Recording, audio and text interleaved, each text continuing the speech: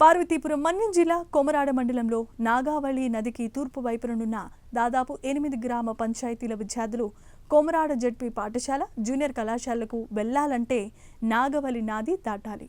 నేటి నుంచి inter second year పరీక్షలు జరుగుతున్నాయి. నాగావళి ప్రస్తుత ప్రవాహం మోకాళ్ల పై వరకు వస్తోంది. కానీ ఇంటర్ పబ్లిక్ పరీక్షలు ఉండటంతో విద్యార్థులు నదిలోనే నడుస్తూ తడుస్తూ వెళ్తున్నారు.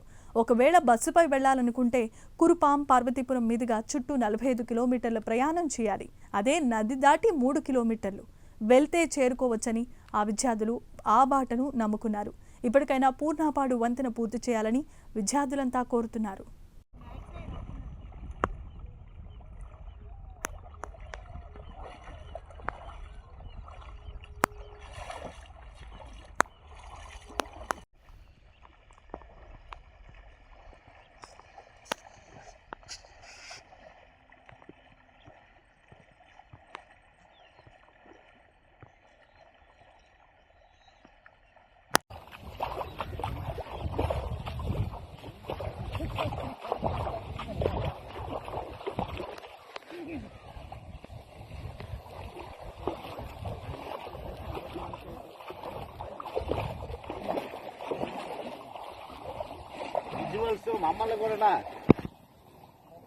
మీరు ఎక్కడ చదువుతున్నారండి? Government junior కాలేజీలోనా? మీరు ఎక్కడి నుండి వస్తున్నారు? కొట్టు గ్రామం నుండి. మీరమ్మా?